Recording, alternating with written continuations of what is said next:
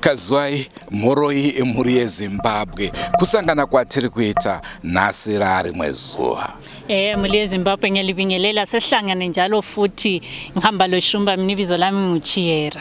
Kana chiti nhasi rarimwe zuva nemuchindebele zvinonzi chii? Namhla ngelinye ilanga. Ngelinye ilanga. Aha, ndokufamba kwemazuva. Tinogara tichitaura mashoko iwaya nekuda kwekuti zuva nezuva rine zvaro, zuva nezuva rakasikwa naNyadenga tinosangana nezviitiko zvakasiyana siyana.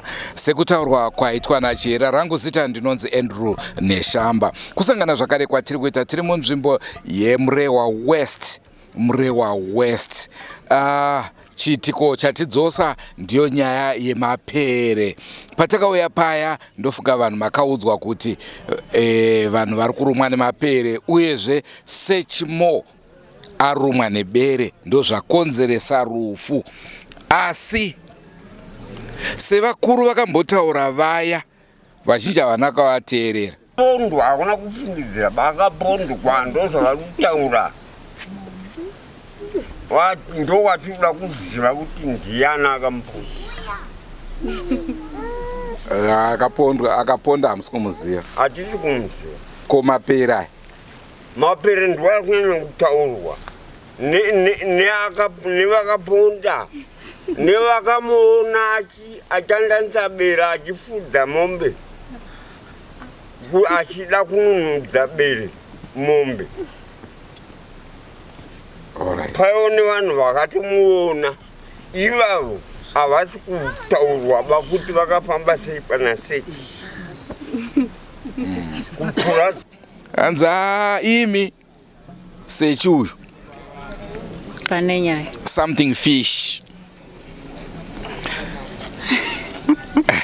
Mhuri yeZimbabwe indaba esilayo namhlanje indaba elokhe isiqeda amathi.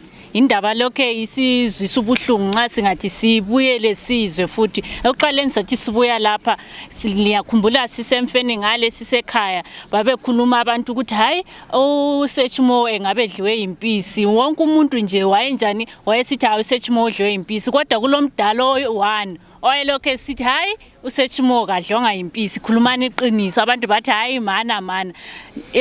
Andrew no remember kuBhayibheli. Chinzi Amen madzimai. Takupinda pamweya.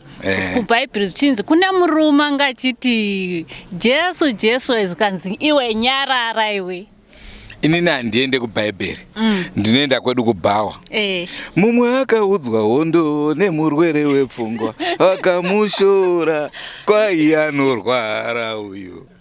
Inini tinowe muti toverenga Bhayibheri. Akaimba macheso kuti vanhu ava vamune muchitaura kupenga imbovateererai nekuti dzimwe nguva munopinda munjodzi mambopiwa warning nzigadzirirai imobva mati haiwa anorwara uyu.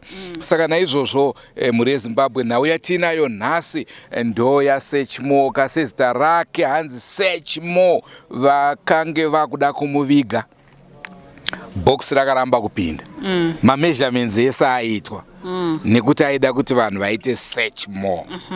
Mhuri yeZimbabwe indaba ekhona ukuthi uSechmo njengebizo lakhe nje likhuluma ukuthi ayidinga nini ngokuqinileyo sibili. Hayi bathola ukuthi sebesiyafuna ukuthi phela bemngcwaba, bafika laphana abakhulu bazama ukuthi bemeasure bebona ukuthi hayi sesibuya phela ukuthi sizobeka umuntu wethu lapha uzakwana na ibhokisi lizakwana. Hayi babuyela bathola ukuthi hayi lizafika lekwane, okubathi sebebuya lebhokisi la ngikhona bathola ukuthi ibhokisi alisakwani. Sebeyazame yonke imizamo akulanto yahambayo mhuri yeZimbabwe. Kwakungelo okunye okungakhuluma kulokukhuluma okukhulu okudlula khona lapho ukuthi abantu amadoda amakhulu asekwazi asegebhile lapho kungcwatsha khona umuntu ethola ukuthi hayi abagebhanga isize yiyo, kodwa hayi ngalelo langa uSechi wathi mina ngeke lihambe liyengcwaba liyengqibela indaba yami ngakapheli, okwami akukapheli, qala nilidinge kahle Sechmo. Inini patakaburisa nhau iyoyo ndakafonerwa navakuru vaya vemabhoro vachapeta zvikanzi imi muri kutaura kuti kudini zveMapere. Mapere anombouraya because hanzi izvo bere hariuraye chinhu chirefu kwariri. ndo chekutanga. Hanzizvo dzimwe nguva hanzi dzimwe nzvimbo vabereki vanotokurudzira kuti kuvana vavo ukaona wakwingwa nebere tora kana chimuti uchimisa apa kana wangoreba chete kudarika bere apa chisina bere atake. Uyezve bereka imhuka inonyumwa iya yekuti kana ukada kuisa poison pamhuka kuti igozodya ife haidyi. Asi hanzi kana uda kubata bere manje taimira kuma5 zuva rovira wobva waisa poison rinogona kudya, asi ukaripa nguva yekumborara unonyepa. Ukaisa na 5 rorara na 4 romuka. Ipapo hatingazivi. Senguva dzese muri eZimbabwe tinokurudzirai kusubscribe kuDrewmas Media. Drewmas Media taking you to another level. Regedzai timbotaura neutungamiri uri pano neveruzhinji tinzweka kuti chii chakaitika kuna search more. We are just trying to search more. So muli eZimbabwe satukunika abakhulu balesi sigaba bekwanisa ukuthi besitshele besitshela ukuthi kuyino kwenzakalayo thina size sisuke, besitshela ukuthi kuyino kwasala kwathatha indawo sibili ngoba labo lokho basadinga njengebizo lika search more. They are still searching more ukuthi kuyino kwenzakalayo.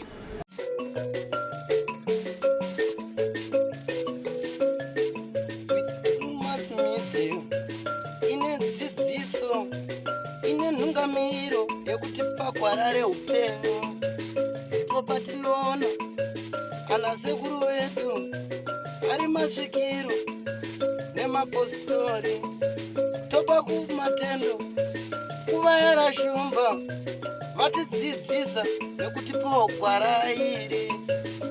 Muri eZimbabwe ndofunga nawo makwiziva tiri kuendera mberi nekutsvaga kuti chii chakaitika kuna search more uyo ainzi akadyiwa neMapere. Pano ndina vanonzi vaForget Chisvo avo vanopinda Apostolic Church International. Tati titange nevesvondo nekuti ndo vanokwanisa kunge vachitipawo zviri balanced. Makadini baba? Tiripo kana makadiwo. Meno zvamukade kuti taura chii chakaitika. Isusu patakabva kuno takasiya takamirira board kuti ichiuye vavigwe. Tingangoda kuti mutitsanangure kubva izvozvo zvatabva kuno chii chakazotora nzvimbo. Inini ndakanga ndiri kuHarare ndokufonderwa nehanzvadzi yangu ndichinzi shamwari yako search ashaika. Saka ndakatanga kutsvaga nhamba dzehama dzake ndikadziwana. Ndawana nhamba dzehama dzasearch ndakavabvunza urongwa mamiriro wakaita kuti mutumbo wasearch waizoradzwa sei. Vakandipindura vachiti havana box, havana motikari yekuti vakwanise kuti mutumbo wasearch utorwe marondera uye kwa Mrewa kunova ndoko aizoradzwa. Saka ndobva ndavapindura ndikati saka ndikakutsvagirai zvinoita here kuti tivige search. Vakati hongu zvinoita. Saka zvadaro ndakabva ndatanga kutsvaga kune vandaitamba nawo. Ndakatanga kubata vanonzi vamusunda wepanyahuni ndokuvafonera ndokuvatsanangurira kuti ndochimbidzo chiripo mukomana mutumbi wake wakawanikwa kunyahuni uya waona kuti uchiradzwa asi havana zvinhu zvekushandisa. Vamusunda vakati ndokupindurai manje. Ndobva ndabata founder wangu vanoitwa Timothy Gowe Apostolic Church International. Ndobva ndavatsanangurira chimisi zvanga chiripo. Vakati pakofini ndobva vakwanisa kubatsira napo. Saka ndobva takafona back futi kuna Musunda kunyahuni tichivadzidzisa kuti no kofini rekuti tiradze mukomana tariwana kwasara transport. Saka vakabva vazondifonera back vachindisiisa kuti transport yavepo. Ndokuzofona back ndichidzisawo hama dzacho kuti no inini motikari nebox ndanazo kuti notora mutumbi. Saka ndobva tawirirana kuti taizoenda mangwana acho kumarondera chirichi taizosangana chitatu makuseni kumarondera kuti tifambire nyaya dzasearch more. Saka takasumuka kuHarare tikanosangana nasekuru namai vasearch pamarondera pahospital. Tasvika pamarondera pahospital takaenda kupolisi tikapiwa report yatakapiwa yepostmortem. Ndobva tanzi tiende kwaMunzviti kuti tinotora burial order. Saka tasvika kwaMunzviti kuya search akanga asina chitupa. Saka muofisi matakapinda tichipa komana bepa repostmortem vakati senzo asina chitupa handei kune imwe ofisi yemukuru kuna iye akanga arimo. Saka tasvika kuofisi kuya akabva ati refer futi kune imwe ofisi yemukuru wake. Then ta refer kuenda patakanzi ano endai kwa registrar general. Saka tasvika kwa registrar general ndo patakaswotsanangura nyaya yedu but yechitupa yakabva yaiswa parutivi kanzi haina basa nekuti yaigona kugadzirika. Asi paripoti yakanga yakanyorwa nadoctor pabepa remapurisa yakanga yakanzi animal attack bva paiswa mabrackets bva panyorwa kunzi haina. Saka ndokubvunzwa naregistrar general kuti mune chokwadi here chekuti mukomana akadyiwa neMapere. tikati hatisi kuziva ifungidziro zvikanzi pana akaona here zvichiitika tikati kwete hapana akaona takazongofungidzira nokuti bere rakanga raonekwa mumisheni iri pedyo rikazorwisa sabhuku akanga ari kune rimwe divi mukomana uyu akanga ari pakati saka takangotora fungidziro yekuti pamwe Mapere adya mukomana uyu zvikanzi hakwete mangwana tikavharira nyaya iyi mangwana inodzoka futi bheki kuti wange inini ndaita uori saka imimi zvomuchita dzokerai futi kuna dhokta mumutauro kuti anyore kuti suspect kwete kuti anyore kuti akadyiwa neMapere asina kuonekwa nekuti mangwana tichazonzwa pakutaurwa dzimwe nyaya kana kuti mukomana uyu akapondwa saka indoita sendaita amburera yeuori saka inini kwete saka vakabva vafonera registrar general akabva afonera polisi akafonera dispo womarondera achimudzidzisa kuti ndo chimisidzo chiripo wakomana ngavaite basa sezvariri ndobva akata foni ndokudzokera kuhospital ndokunoona doctor ndokutinyorera futi akabva anyora paidiwa kuti suspect pai ndokudzoka kwamunzviti ndokusikopiwa burial order ndokuenda kuchipatara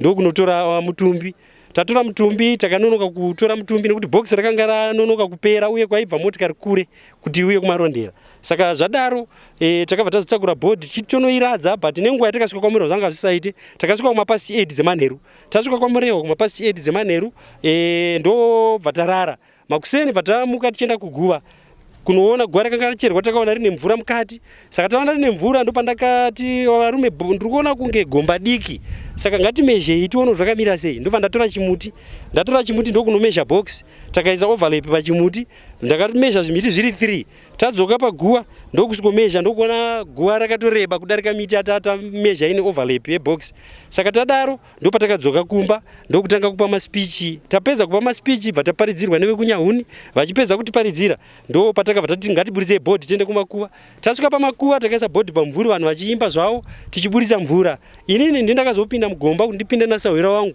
uye semufundisi ndindaiviga munhu saka ndapinda mugomba muya nasekuru wemunhu akanga aenda kusaiti rine musoro ndanga ndiri kumakumbo ndopatakati kofini ngaichiuya kofini yauya kuti ipinde muguva yakabva yamanikira ichibva yaramba kukwana muguva saka takatanga kukikirisa kuda kuimanikidza kuti tiite bva zvaramba so ndopatakati ngaibude panze tikumbire mazambiya kumadzimai vasunge mazambiya dziite setambo dzokuti tisunge kofini todzikisa netambo saka panguvayo yakare yatakaburitsa bhokisi kunze ndopatakabva taona sabhukuchaza vachifonerwa nemupurisa wekumacheke mupurisa wekumacheke akati isai foni palauda kuti vanhu vagone kunzwa zvatoda kuti edze kutsanangura saka takabva tabudawo nesu mugomba ndobva taenda paye ndokuisa foni palauda mupurisa wekumacheke akati tine urombo vabereki nenyaya yakaitika kuti pamba rofundzwa mukomana akadyiwa neMapere takatuma vanhu wildlife neCID nezuro vakaenda kunyahuni saka vaenda kunyahuni vakazosvika vakaita mainvestigations asi wildlife vakaramba kuti mukomana uyu haana kudyiwa neMapere amene michini yavo yavanoshandisa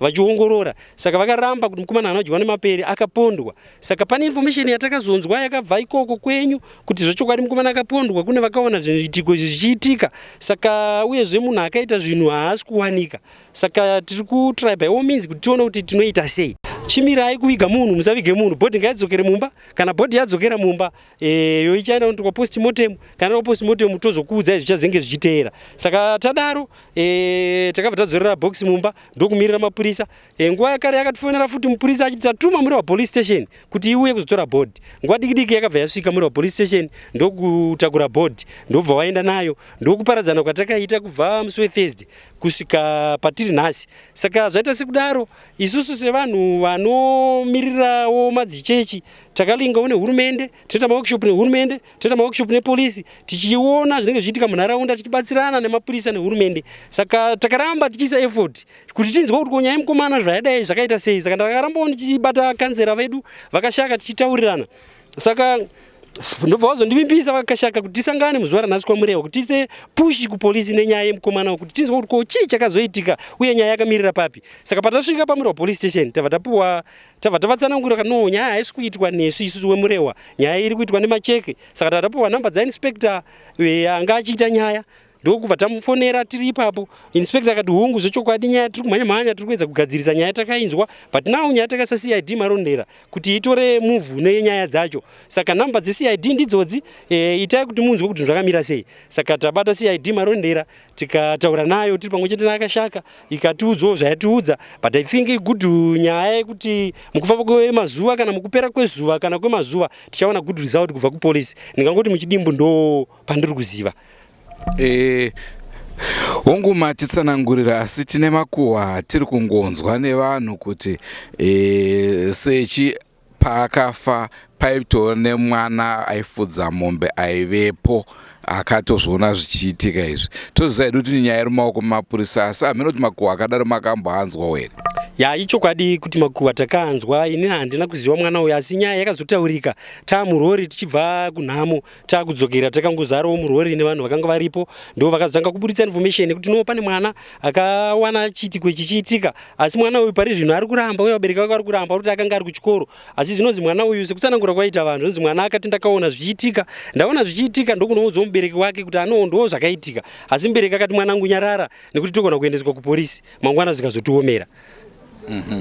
Muri Zimbabwe tina kansela venzvimbo inoi, regedzai vazvizivise kuti ivo vanonzani uyezve zvinhu zvaitika munzvimbo yavo, vatitsanangure ruzivo rwavo pamusoro penyaya iri kuitika.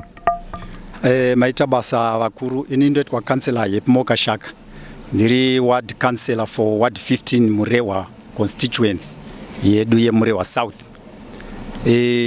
Chiitiko ichi chaitika ndakafonerwa naSabhuku, vanhu vavachaza vemunzvimbo yaigara sechi kuti ndo zvaitika, achinzi ashayikwa asi akazowanikwa ari mumvura achiratidza kuti munhu akarwiswa nebere. Mushure mekunge munharaunda iyo imwe cheteyo kwaita bere rakarwisa vanhu futi zvakare, saka vanhu vakabva vangofananidza chiitiko ichocho nokuda kuti kune vakanga vamborwiswa. Saka zvadaro tazova muchiitiko chacho, takataurirana kuti bhodhi iri kunotorwa rini. Mushure mekunge ndauyawo paward ndichinzwa nyaya dzakafanana neidzodzo, ndakadaidzawo atinoti chairperson webusiness rekadzi rebusiness vanoitwa mukoma ticha, ndobva vandiudza urongwa hwakanga vaitawo semunhu aizikanwa navanhu vakawanda kuti vari kuitawo madonations ekuti dambudziko rasechi rigone kubatsirika. Saka vakanga vati vane mari yavakanga vanayo, ini ndobva ndati zvamati mari yamuri kudai $50 yebhokisi, chimbobatai makadaro. Ndokubva ndazokurukurawo zvakare nemwana wedu anonzi Timothy Go, anova ari kuprovince kuyouth, ari businessman zvakare, ndiye atakazokwanisa kuti tibatane naye, inini naiye tikaitana $25 yaidiwa $50 kuti tigone kuburitsa box raidiwa kuti sechi agozovigwa. Saka zvadaro takanga tina chiso ari kumarondera zvakare achimirira nekufambisa nyaya dzacho dzese dzemapepa. Saka takakurukura kusvikira zvinhu zvedu zvese zvakafamba kusvikira tisvike panhamo yekuti sechi auya kumba kwake kwaizonoradzikwa. Saka tiri ipapo gomba rakacherwa, but unfortunately tiri gomba iro rakazara mvura rikatozokupwa, pakuzoti bhokisi richipinda kuma9 akumuviga rakaramba kupinda bhokisi iroro. Nguva imwe chete iyo ndo pakasvika foni ichibva kumacheke ichinzi kana muri panhamo yasechi musamuvige, nekuda kwekuti pari zvinezvi tine mainvestigations atoda kumboti tiite. Saka zvakaitwa saizvozvo kusvikira sechi adzoserwa futi zvakare mumba, polisi ikauya bva yazomutora kumuendesa kwaMrewa, yakatorwa nepolisi yeMrewa. Saka zvadaro takadzoka kudzimba dzedu nekuenderera mberi nemabasa tichimirira kuti tinzwe kuti zvichamira sei, nekuda kwekuti tanga taane mazuva kubva pazuva ratanga taviga sechi tisati tapiwa information. Ndokubva ndataura navachisvo kuti uyai tisangane kwaMrewa tinzwe kuti zviri kufamba sei, nekuti asati tapiwa result yekuti alright. Ndokubatai muromo, ndaona nhoroondo yenyu inogona kudzokera pane yanga ichitaurwa, asi ndingade kuziva kuti imimi seutungamiri hwenzvimbo ino, nhau yekupondwa kwevanhu muarea yatiri tingati inomboitika here kana kuti hakutorina zvakadaro ndezvekutanga kuitika? Ya, ndingati zvekupondwa kwevanhu zvisati zvaitika zvakanyanya. Tine one or two dzekuti anozoita maattempted murder kuti vanhu vanorwisana mumwe ozonzi ake afa, but zvisiri zvekupondwa.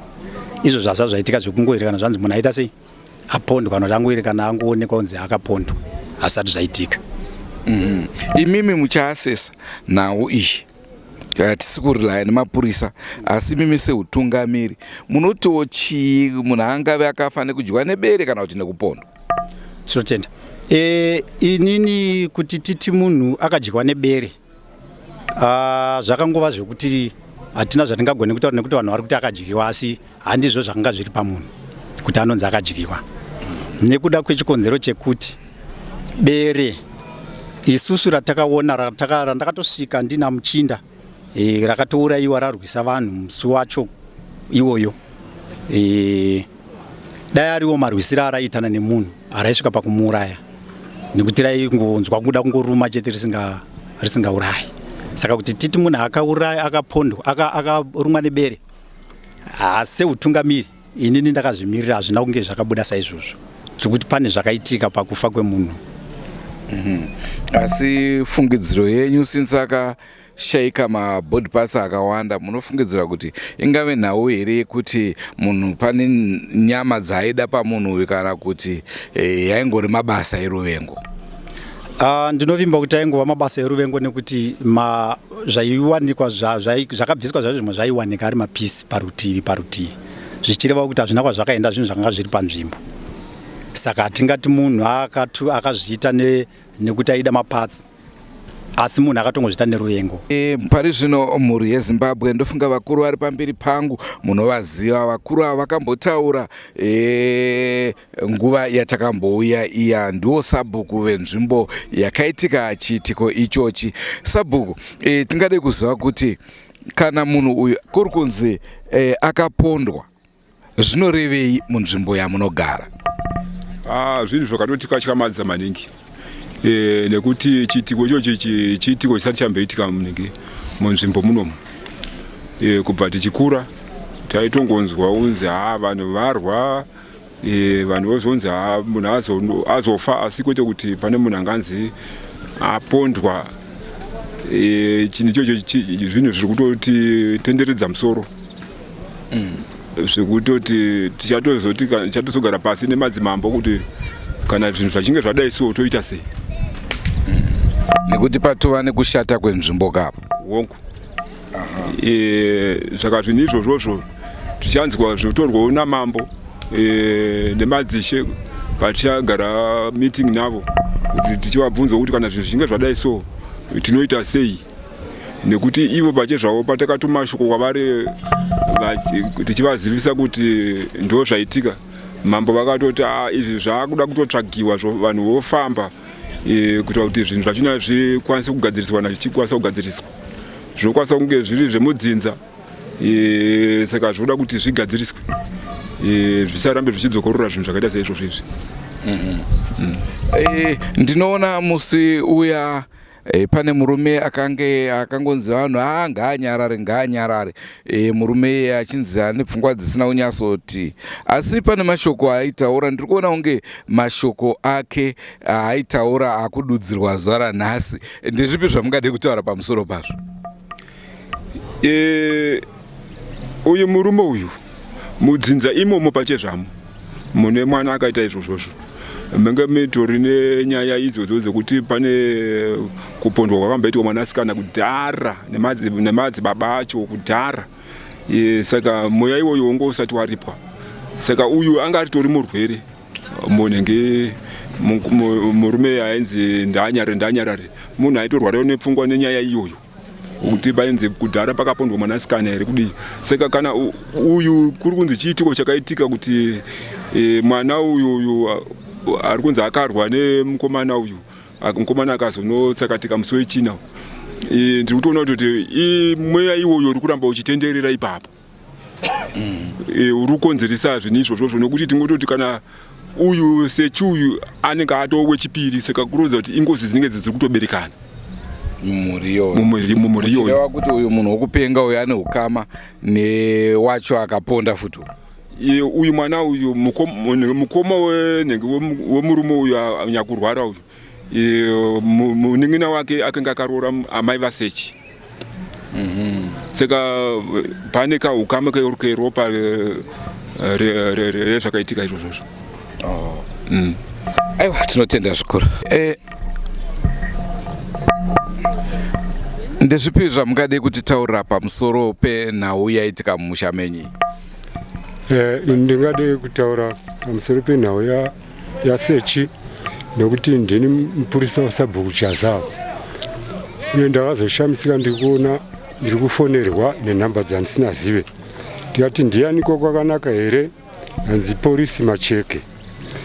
Tiri kukumbira kutanza kuti ndimi mupurisa waSabhuku Chaza. Saka tiri kukumbira kuti muuye kuno naSabhuku Chaza neanonzi Prosper akapa sechi mombe nemuridzi wejana aifudzirwa jana iri anova ndiye Ringoni Kugodzi. Saka tiri kukumbira kuti mutikore kuti vanhu avo vese vatataura ivavo vasvike kuno nevanhu vakaenda Saturday usiku vachinoona mutumbi waSechi. Asi hapana anga atakuziva kuti mutumbi waSechi nekuti pakanga pasina musoro, panga pasina fesi. Uye vanhu vakanga vaendako vanga vasvikoona Sechi asina mbatya, vakaenda usiku apa. Ndikati zvakanaka iyi ofisa, igai ndiite saizvozvo, ndovandaita saizvozvo, vandakorekita vanhu vese. Zvakanzi nevamwe vanoda kuuya kuzoona chiitiko chakaitika kuno chinoshamisa chakadai. Kana makwanisa kukokorodza vanhu vemusha menyu mouya nawo mese makadaro. Ndakaita saizvozvo, tinosvika paye taungana, ofisa vedu vakabva vatitaurira, vari ofisa veMacheke, zviri pano varume takudaidzai kuti chiitiko chakaitika muno ndicho chichiri panapa ichi. Alright, ipapo takapatinzwe patingade kunzwisisa ndepekuti semaziro enyu imimi munhu anofa nebere afane kuurawa nebere ndo mafira acho here? Iro bere rinokwanisa kuuraya munhu here? Hongu bere tingati rinokwanisa kuuraya munhu, asi chikadziko chandakaonawo ipapo ini semunhu wemupurisa ndanga ndadaidzwa ipapo chakandishikadzisa ndechekuti bere alright rinouraya munhu richida nyama, asi razokwanisa here kuti richizobvisa mbatya dzese panzvimbo yekuti kana rikadawo ndirumawo hembe ndogona kusara ndine chiroko chimwe chete, kana riri tirauzi robva rabvisa nemakumbo ese etirauzi, dzimwe hembe rounganidzapo, dzimwe hembe rounganidzapo. Chimwe chechipiri ndakanyachoongorora ipapo paive nembatya, handambobvira ndaona kana dzimba remhuka dzange dziri ngombatya chete dzairatidza kuti dzine madhaka. Ayo madhaka chete? Anga ari madhaka chete. Ko iro ropa ranga rakazara here pahembe? Ropa hatina kana kutombobvira tariona kuti semunhu anga akadimburwa zvigunwe, akadimburwa chanja cherwoko ichi, musoro wairatidza tumapisi toratidza kuti apa kadenya kedu kemusoro kakasimbaka. Ndokukayo netupisi tudiki turaundi tudiki netuuropi tushoma-shoma. Chigunwe chekugumbo hombe iri chimwe chete ndio chaive padhuze nepairatidza kunge pane tuuropi chiine ganda racho hachina kun'un'unwa. Takuenda kumbatya, shaya ino iyi yairatidza kuti yakadimburwa nepapo ichibva yateera kudaiso ishweta mugana apa, yainge isisina nyama iyi, yasara shaya chete bhonzo nemazino. Saka chikadziso chikuratidza kuti hamene zvakaitika, kuti uti imhuka here, mhuka yacho mapandikiro acho ainge aipa, kuti uti munhu here, kana ari munhu yatomhuka kayatoshumba, nekuti zvinenge zvateipa vanhu mune matoo neshumba mumusha dzakawanda. Ndezvipi zvamungade kutaura pamusoro perufu rwaSechi? Pamusoro imaita basa, ini chandingangoda kutaura pamusoro paSechi ndechekuti ndiri kunzwa kurwadziwa. Saka zvimwe zviri kundirwadza ndezvekuti kana Sechi akadyiwa nebere, ko zvaita here kuti bere iri raigona kuti iro rarwisa Sechi rotadza kumusiyawo kana kuti aine chipisi chimwe chete chembatya, kana kuti rowanikwa hembe dzake dzine ropa, hembe idzi dzanga dzakarongwa dzakaitwa mirwi inenge mitatu nekawestibhendi kake kebhurugwa kakakandwapo. Saka chikadziso chiri kundityisa kuti Sechi aizogona here kuti iye agone kuti iye arwiswa nebere osara asina kana imwe mbatya. Nechimwe chiri kundirwadza ndechekuti kune vanhu vakatonzwa kuti Sechi musi waarwiswa nemukomana anonzi Lameki ane vaakatotaurira kuti kana mazoonawo inini zvaazondipira, inini ndakarwiswa asi anga akachekwa ruoko achiti iye ndakarohwa futi pagotsa apa. Saka vanhu ivavo vazenge vaudzwa zvakadaro havana kukwanisawo kuti ivo vachimisikidza kuti isusu pazvinhu izvi zvaitika izvi regai tiudzewo vamwe, kana dai nyangwe kuri kuti ndiSabhuku kana kuri kuti mukadzi waSabhuku aiudzewo vakuru pane ivo kuitira kuti zvinhu zvitange kusechwa. Saka zvinhu zviri kundirwadza kuti mwana uyu angangofa kunge huku here. Kana ndisingakanganise patakambokurukura nemi paya makati muri hanzvadzi yaSechi pachigarisano nai? ndezvipi zvamungade kutaura kubva ipo paya patakambokurukura nemi kusvika zuva ranhasi? Chekutanga ndegera nditende mhuri yeZimbabwe. Mhuri yeZimbabwe ndoda kutenda zvikuru nokuti chatinoziva chinoti munhu haafe semhuka ende munhu hatsakatike serombe. Kanyangwe dai uri rombe rinengei, upenyu hwako pamberi paMwari hwakakosha, nokuti nairo shoko raMwari rinotaura richiti muzondiregerera pazuva ranhasi, nokuti ndakanyanya kubatikana zvakanyanya sipereke.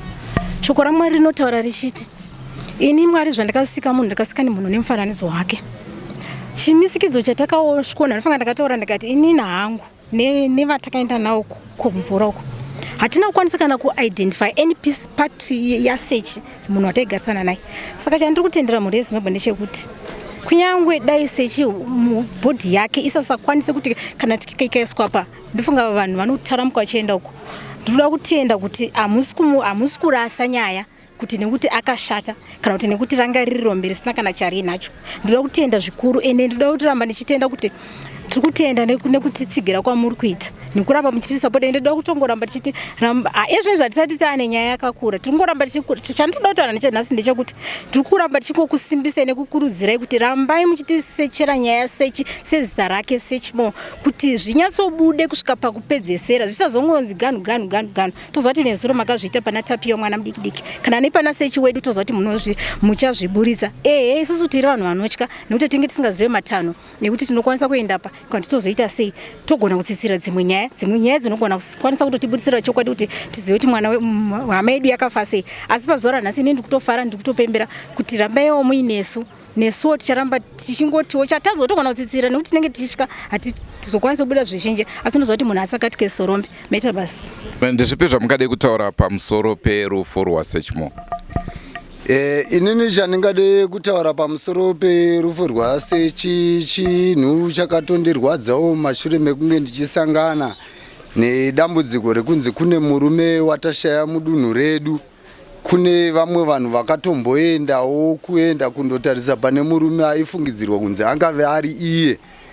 Inini handina kukwanisa kuenda ari manheru iyayo, indakazosvika mangwana acho makuseni ndiine zvandaitodawo kuti ndinowanawo kuNyahuni. Nyahuni chiri paripo pakaitikira chiitiko ichocho. Mumashure mekunge kuine bere raitarisirwa kunzi raifanira kunge riine rebhisi kana kuti nekuti zvaraita zvakange zvisakwanise kufadza veruzhinji nekuti rakange risakwanise kutiza vanhu. Zvakadaro seizvozvo ndakasangana nemapurisa matatu aibva kumacheke vachitotiwo ndiwo munhu wekwachaza kwenyu ndiwo kuri kunzi kune munhu akakwanisa kushayikwa. Svikaiwo padhuze mukwanise kutiongororewo kuti mune chamungangozivawo here pamusoro pemurume ari kunzi akashayikwa. Ini handina chandakakwanisa kuziva, asi takakwanisa kubatsirana nemapurisa kutsvagawo pakange paine nguo dzake nepangave pakapararirawo murume uyu. Takasangana nehuropi, takasanganawo nemakekenya emazino, asi akanga asina chinhu chachinge chiinacho. Izvozvo tazviudzwa nevakawanda. Chatakatoda kuziva ndechekuti kwamuri imimi muri kuona sekuti Sechi akafa nei? Inini handina chandinokwanisa kuziva kuti Sechi akafa nei nekuda kwokuti pakaitika chiitiko ichocho ndakenge ndisipo. Sekuru, tingade kuziva kuti muzukuru wenyu chekutanga ndicho tinoda kuti mungotanga matitsanangura kuti anga ari munhu akaita sei, uyezve rufu rwake sekuona kwenyu chii chakonzera rufu rwake? Muzukuru wangu anga ari munhu anga kanaka, munhu anga asina violence nevanhu, munhu aitumika, mwana wekuti kana mukugara taitorilaiwo naye semwana anga ari pamusha. Then akazotora nguva yakareba akugara kunoku kwana Chaza, kwakamenge kwakaroorwa mai vake, ndoko akabva angosara. Saka kumusha anga akutoya sekushanya achidzoka, achiuya achishanya achidzoka. Isusu rufu rwaSechi takatozongota kunzwa wenzi mwana afa, hatina kuziva kuti afa nei kana kuti zvadii. Zvizhinji taitoita zvekutsanangurirwa. Shoko richisvika kumusha rakanzi Sechi akarumwa neMapere achifudza mombe. ndomanzwiro atakaita. So takatogadzikawo tikataya kuti tione kuti zviri kufamba sei. Tazobatana nevanoitwa vachisvo ava vakagara, ndo vatakazotanga kukomunicata navo kuti tizofambirawo zvekuti tione kuti tamuradza. Ipapo ndo pakanga pakuzomukamukawo tumwe tunyaya twekuti anogona kunge akazorumwa nebere, but akarumwa atodi atofa kudhara. Taenda kunomutora kumarondera, takafambira zvikatoramba futi pakatonza pipa cause of death pake chiremba wangu akatonyora kuti attacked by animals in brackets haina. Then taenda kwaregistrar vakatirambira vakati pane here akatonyatsoona exactly Mapere achimuataka. Tikati zviri kubva ikoko hakuna chinhu chinotaridza kuti pane munhu akamuona, nekuti munhu yakatozonhongwa after 3 or 4 days atofa. Saka hapana munhu akakwanisa kuona kuti akaurayiwa here neMapere chaizvo chaizvo. Vekwaregistrar vakati saka hatikwanisi kupa burial order as long as pakanzi attacked by animals. Vaitofanira kunyora kuti suspected attacked by animals, vozoisa zvawo mabrackets haina yave. So takatodzokera futi kuchipatara kutonotaura nachiremba kuti chiremba ndo zvataurwa uko, ndokubva wazonyora.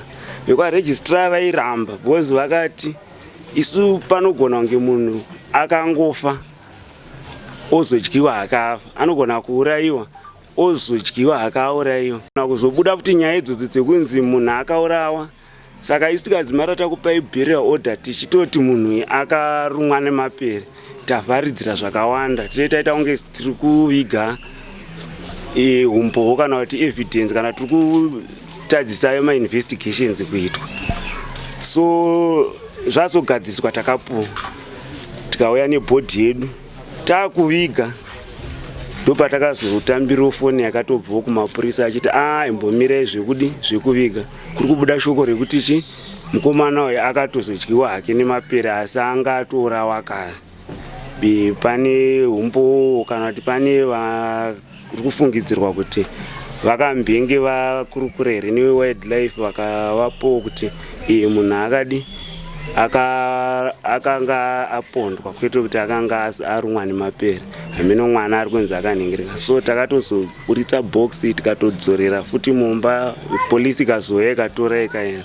So up to now ndo zvatakangomirira kuti titonzwe from police. Ndatombowafonerawo vekumacheka wacho vari kuita nyaya dzacho kuti tinzwe kuti zvapapi, ari kufungidzirwa achasungwawo here, uye kuti postmortem yacho ichaitwa rini, because yatonzi kuda kubhukwa date ozoendeswa kuHarare. Zvozvodi itonzi itori process iri kufanira kutoitika. So pandambotaura nawo mukuru wacho wekumacheka anga achiti zviri kuitwa, but tichakuupdate by end of day kuti munhu asungwa here, uye tozokuupdate futi by end of day kuti tataura neHarare hospital yati nenyaya yedate postmortem.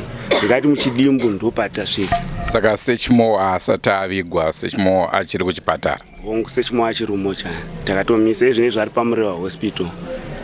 Ende hapana ari kuziva kuti achavigwa rini. Hapana ari kuziva, nekutoti even iwo mapurisa acho akatotaura kuti iprocess. Kuda kutotanga kwatobhukwa date repostmortem kuHarare hospital. Kana wapuwa date repostmortem, bhodhi yozotakurwa kubva kuMrewa ichienda kuHarare. Ende vaitaura sekuti panotodiwa futi marelatives pachiendwa postmortem kwacho, kuitira kuti maybe wozobva wangotsanangurirwa zvabuda mupostmortem imo.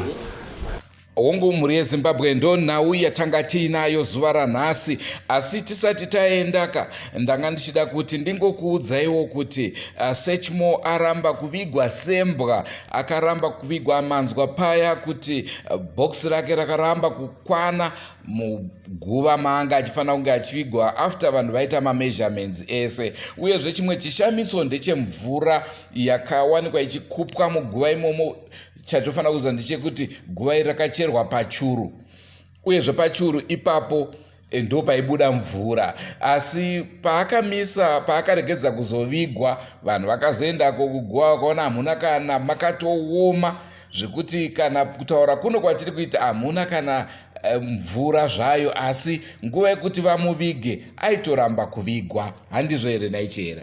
Mhuri yeZimbabwe, ngiyathemba lamuzwa lapho Andre khuluma ukuthi hayi uSearchmore wathi hayi mina ngeke mvume phela ukuthi nilahle njengenja ukuthi kuphela ngiphongula ngihambe ngiyengcwatsha nje lingakwazi ukuthi kuyini ngisibili okwenze ngafa. Hayi wakhanya sibili yala bathi lapha umfundisi kade ekhuluma ukuthi lapha sizama ukuthi sifake ibhokisi njengoba eke wakhuluma kuthiwa ibhokisi layala ukungena engcwabeni. Wase sithi okay since lingakwane egodini manini phela sinjani sibona ukuthi kwinokwenzakalayo. Bathe bebuya kuse futhi sebebuya labanye ababehlabela bakwathola kulamanzi egcwele emgodini lapha kwakufanele ngcwatshe khona. So into esimangalisayo umfundisi ekhuluma esithi uchebe qeda khona lapha sokuthiwa hayi njoba kulamanzi lokho besakupha yikho kwangena phela ifoni batshela ukuthi hayi manini ukungcwatshwa. After that amanzi bathi bebuyela besithi manini phela sebona phela lapha ade sifuna ukubeka khona ubani uSearchmore bathola kungela ngitsho amanzi. La namhlanje akula manzi. uSearchmore ayala nje ukuthi hayi ngeke liphela liphomba ukulahla njengenje. Chera ndimunogara muchiverenga Bible. Hanzi ngwarirai Mapere achauya akapfeka dehwe rehwai. Apa kune vamwe vanhu vauya vachida kuzviita ivo Mapere. Woponda munhu wotofa vachida kuti vanhu vagoti Mapere. So mhuri yeZimbabwe hayi indaba zangikhona esezenzakala kade zikunzima. So abantu sebethola ama-excuses ukuthi hayi njengoba kugcwele impisi lapha manini sibulale abantu bazathi zimpisi. Kodwa kulabanye abantu mhuri yeZimbabwe abangathintwayo ukuthi ngazi ufuna ukuthi ngambulala kuzaba so umuntu kavume umuntu umesabe nxa umbona umuntu umesabe nobe yahamba nobe efile umesabe umuntu. Uyezve pari zvino uyo ari kufungidzirwa kuti ndiye akaponda mushakabvu Searchmore pari zvino amaoko emapurisa kuti vambomubvunzurudza kuti zvakamira sei. Saka tichazoramba tichikupai update yekuti wavharirwa here, pane evidence here yawanikwa kuti ndiye kana kuti, nekuti vamwe vanhu vanotora mikanaka yekuti vanhu vanozongoti ndinhingi sezvatanga takutoita kuMapere ipo paine mumwe munhu anenge akakonzeresa hake.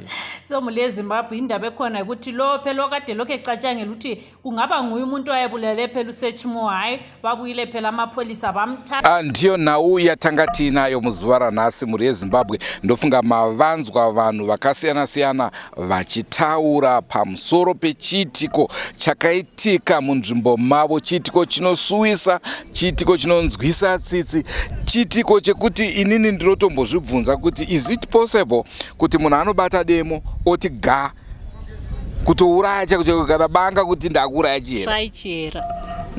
Try chera. You retaliate. Tokuziva na chera. Hanzi chera akatorwa nemvura. Haumutsvage kwaya kunoenda mvura. Unotomutsvaga kuri kubva mvura because ane nharo. Mhuri yeZimbabwe ngethemba lizizwele indaba ekhona so siyahleka sibili kodwa indaba yakhona ayihlekisi. Indaba ilokhu isazwisa abantu ubuhlungu ngoba sikhuluma kanje uSearchmore akangcwatshwa kusadingwa ukuthi kuyini sibili okwenzakalayo. Ngithemba lizwile abahlali besigabeni lesi, lizwile abomakhelwane bekhulume, lizwile abantu abakhulu besigaba bekhuluma ukuthi kuyini okwenzakalayo and sikhuluma kunje hayi uSearchmore akathi phela elale kahle ngokuthula ngoba ngeke elale ngokuthula into zakhe zingakalungiswa. Searchmore ngazorora murugare. Hanzi nemwandanzwa womutauri hanzi aitaura yeSearchmore kuti inini kana rufu rwangu kuna president runosvika. And rwasvika. Zvakaoma, zvinorwadza. Mhuri yeZimbabwe ngatisanganei mune zvimwe zvirongwa zvakawanda zvatichange tichikuunzirai. Musanzvengwe nechirongwa ichochi. Senguva dzese tinokurudzirai kusubscribe kuDrewmas Media. Drewmas Media Taking you to another level. Goodbye my friends. Wakamboonana tichazoonana nerimwe zuva. Amadzangu. Goodbye my friends. Goodbye my friends. Wakamboonana tichazoonana nerimwe zuva. Amadzangu. ini ndokwenda kubasa kwangu. Iwe makiwe mkaranga